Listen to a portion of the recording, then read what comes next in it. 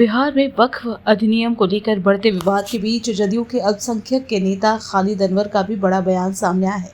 जदयू विधान परिषद के सदस्य खालिद अनवर ने आज बड़ा खुलासा किया है और कहा है कि हमारी पार्टी के द्वारा वक्फ बिल पर जो कुछ संशोधन की मांग की गई थी उसे केंद्र सरकार ने नहीं माना, जो सही नहीं है। उन्होंने कहा कि इससे पार्टी में भारी नाराजगी है।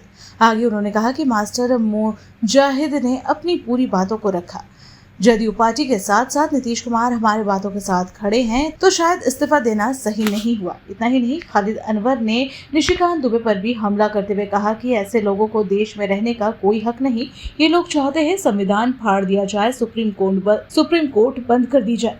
ऐसे लोगों का सोच है कि संविधान को हटकर सीधे मनुवादी धारा को भारत में लाया जाए। उन्होंने कहा कि ये लोग सिविल वॉर की धमकी देकर देश को कमजोर नहीं कर सकते। हमारा देश बहुत मजबूत है, हमारा संविधान बहुत मजबूत है और मैं उनके पूरे बयान की कठोर निंदा करता हूँ। कल आपके पार्टी के पूर्व विधायक रहे हैं, किशनगंज से लोकसभा के प्रत्याशी रहे मास्टर मुजाहिद है, वो कल इस्तीफा दे दिए वक्फ बिल से। आप लोग जिस तरीके से पार्टी ने समर्थन दिया है उसको लेकर नाराजगी के बाद वो इस्तीफा दे दिए हैं।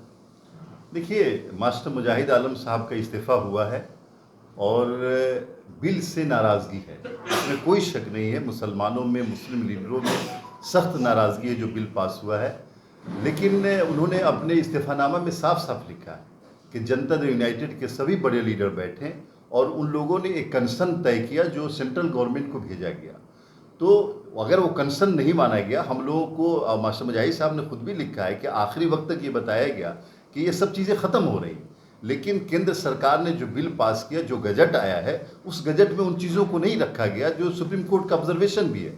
तो उससे नाराज़गी है और उस नाराज़गी की वजह से उन्होंने इस्तीफ़ा दिया है। मैं ये समझता हूँ कि पार्टी में रह करके अपनी बातों को मजबूती से रखना। अगर आपकी पार्टी आपके साथ नहीं है तब तो इस्तीफ़ा देने की बात आती है, लेकिन जब आपकी पूरी पार्टी, नेता हमारे नीतीश कुमार आपके साथ खड़े हैं और उनका कंसर्न वही जो सुप्रीम कोर्ट ने ऑब्जर्वेशन में दिया है, तो मेरे ख्याल से इस्तीफे की कोई वजह नहीं। लेकिन चुनावी साल है, पार्टी का इस्तीफा नहीं लगता कि सीमांचल का बेल्ट है वो अब आप लोग का कमजोर चुकी है, इस बार वो दे दिए वहाँ को मजबूत। देखिए, बिहार के लोग समझ रहे हैं कि जनता दल यूनाइटेड के खिलाफ साजिशें हो रही हैं और इन साजिशों को यहाँ का मुसलमान खूब समझ रहा है कि कौन लोग हैं साजिश करने वाले।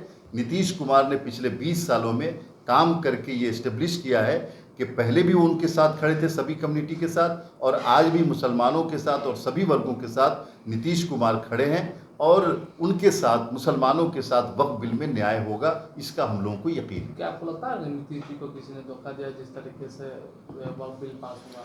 नहीं, ये कोई नीतीश कुमार का जाती मसला नहीं था कि नीतीश कुमार को किसी ने धोखा दिया। नीतीश कुमार 14 करोड़ बिहारियों के रिप्रेजेंटेटिव हैं, उनके मुख्यमंत्री हैं और उन्होंने जो कंसर्न बताया उस कंसर्न को नहीं लिया गया, तो ये तो ठीक नहीं है। एक एमपी है बीजेपी के निशिकांत निशी, वो कहे हैं कि सुप्रीम कोर्ट है वो अपनी सीमाओं से बाहर जा रहा है और देश में धार्मिक युद्ध फैला रहा है।